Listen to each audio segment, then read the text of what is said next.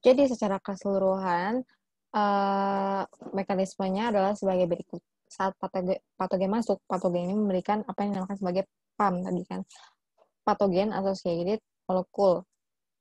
Lalu PAM ini mulai memicu 3 jenis mekanisme. Pertama adalah memicu keluarnya peptida antimikrobial, sehingga peptida tersebut dapat membahayakan atau merusak membran dari patogen ini. Lalu yang kedua, mekanisme kedua adalah opsonisasi atau pelapisan antigen atau lapisan patogen ini dengan antibodi, komplement, dan juga fibronectin. Di sini ada SPA, SPD, dan lectin manosa binding yang berkaitan dengan manosa atau MBL, lalu ada CRP atau C-reactive protein, dan juga ada komplement protein, sehingga kemudian ada opsonisasi patogennya yang kemudian melewati 2 mekanisme berbeda. Ada yang mekanisme langsung dihancurkan oleh protein komplement, jadi membrannya hancur oleh protein komplement tadi, dan menstimulasi adanya peradangan pada tubuh host atau sel yang dimasuki oleh patogen, lalu mengatraksi, jadi adanya peradangan ini akan memicu atau menarik sel neutrofil dan sel-sel lain. Lalu mekanisme kedua adalah di mana saat patogen teropsonisasi, patogen ini akan dikenali oleh fagositosis dengan adanya reseptor opsosin pada permukaan sel fagosit tersebut, hingga akhirnya terjadi fagositosis. Jadi fagositosis ini berawal dari 2 mekanisme berbeda. Jadi satu dari opsonisasi tadi, dan satu lagi dari adanya pengenalan langsung oleh sel-sel fagosit, seperti misalnya sel makrofag, sel neutrofil, dan juga sel dendritik. Nah, peran opsonisasi ini sendiri adalah hanya untuk memudahkan. Jadi selain tadi menghancurkan membrannya, jadi untuk memudahkan fagosit untuk memakan si patogen gitu. Jadi dengan adanya pengenalan PAM oleh PRR atau Pattern Recognition Receptor, jadi reseptor pengenal pola dari PAM ini akan membuat fagosit mengenali patogen, dan kemudian patogen dibunuh atau dihancurkan di dalam lisosom dari sel fagosit ini. Nah, fagosit ini teraktivasi untuk membentuk akhirnya komponen antimikrobial yang diikuti oleh sekresi dari sitokin dan juga kemokin yang akan memicu adanya inflamasi atau peradangan. Seperti itu. Nah, di sini juga selain kita bicara sistem imbauan, di sini juga di dalam kotak ini ada bagaimana fagosit ini menginisiasi adanya respon adaptif yang nanti akan kita bahas di slide selanjutnya. Di sini ada reseptor manusia yang men-trigger atau memicu adanya fagositosis. Pertama dari CLR atau C-type pectin receptors, lalu ada scavenger receptors. Nah, ini macamnya, jadi jenis contoh-contohnya berbeda-beda. Jadi misalnya CLR ini ada reseptor manosa, ada dektin 1, ada DC-SHY, lalu untuk reseptor scavenger ada SLA dan SLB. Lalu selain dari PRR, jenis PRR, atau pattern recognition receptor tadi, juga ada reseptor opsonin. Jadi kan tadi ada 2 mekanisme yang mengarah ke fagositosis.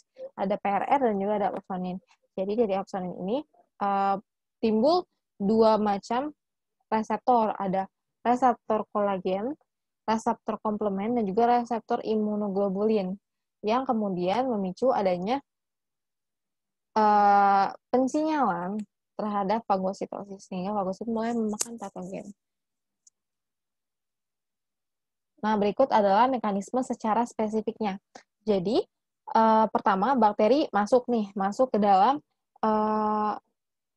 menempel dulu absorpsi ke membran, dan kemudian membran ini mulai melakukan evaginasi terhadap si bakteri tersebut, yang kemudian kaki-kaki dari evaginasi ini dinamakan sebagai pseudopodia atau kaki semu. Lalu yang kedua, bakteri ini kemudian mulai dicerna dan membentuk apa yang dinamakan sebagai fagosom atau sebuah lumen, sebuah rongga yang ada di fagosit, yang ada di sel fagosit untuk istilahnya menyimpan, menelan, dan mentransportasikan bakteri ke dalam sel fagosit. Lalu fagosom ini berfungsi dengan lisosom, yaitu organ utama dari penghancuran ini. Lalu setelah berfusi, bakteri ini kemudian dibunuh oleh apa yang dinamakan sebagai enzim lisosom, yaitu enzim yang berada di organ lisosom, atau kita namakan sebagai seperti itu. Lalu kemudian bakteri yang sudah terbunuh ini, yang sudah menjadi debris atau puing-puing, kemudian mulai dirilis atau dilepas dari sel. Seperti itu. Nah, tadi kita sudah mendengar apa yang dinamakan sebagai PRR, TLR, PAM, dan DAM. Jadi, sebagian besar sel dalam tubuh memiliki apa yang dinamakan sebagai Pattern Recognition Receptor atau reseptor pengenal pola, atau kita singkat sebagai PRR, tentunya pada permukaan, pada membrannya, atau pada membran dalamnya. Nah, dari PRR ini sendiri, manusia memiliki setidaknya ada 13 toll-like reseptor atau TLR.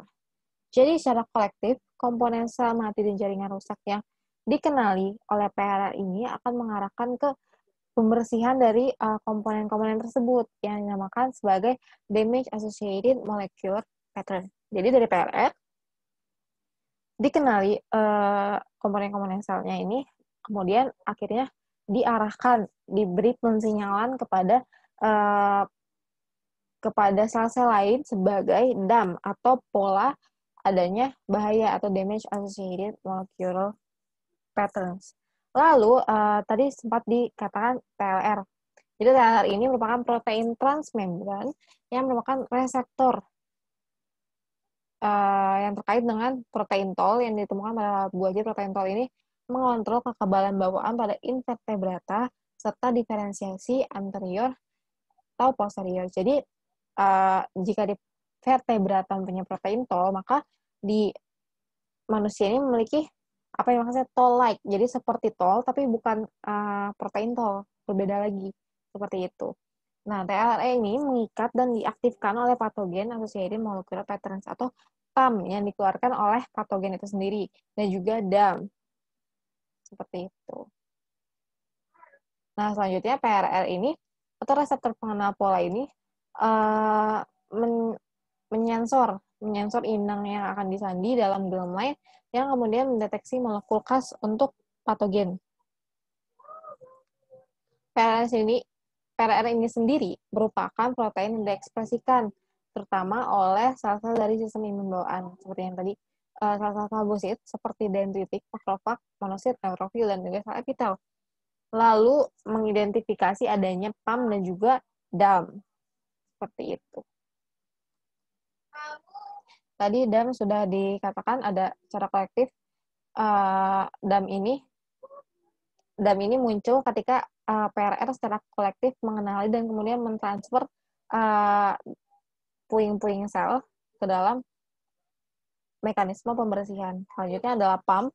PAM ini disebut juga sebagai motif molekul kecil yang ada di kelas mikrobia, dikenali sebagai patogen.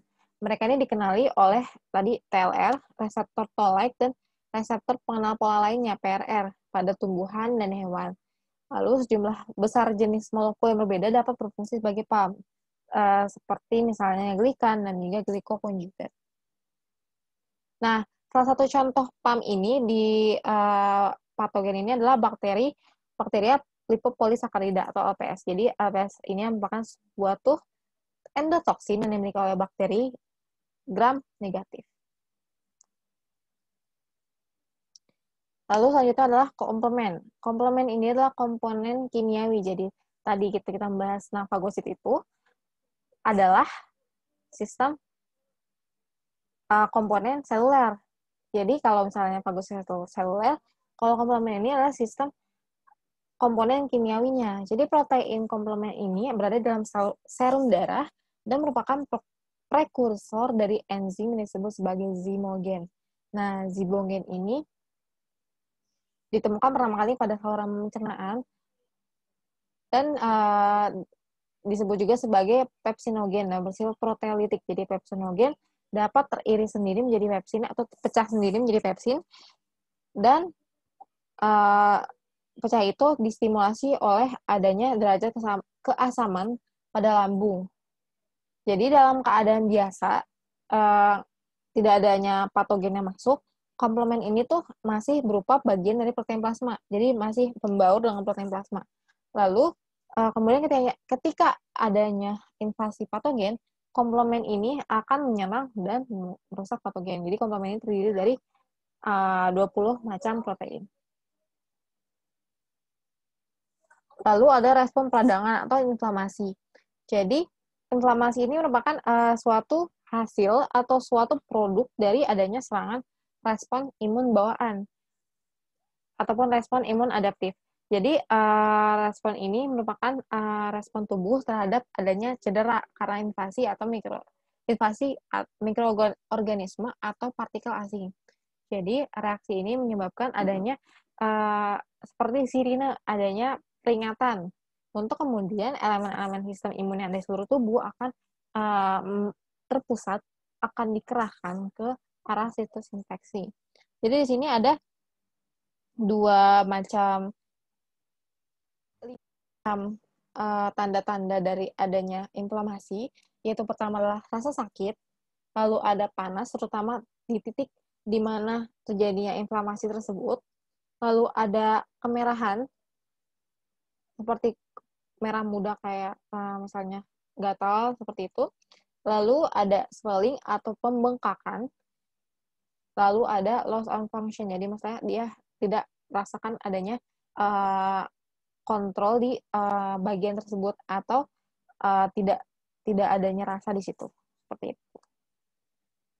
Nah, di sini adalah bagaimana inflamasi ini diinisiasikan atau dipicu. Jadi pertama adalah di sini ada seperti benda tajam ini kemudian melukai jaringan, dan bakteri-bakteri dari benda tajam ini akan menyebabkan sel-sel yang terkena ini, sel-sel sentinel ini akan melepas kemoatraktan.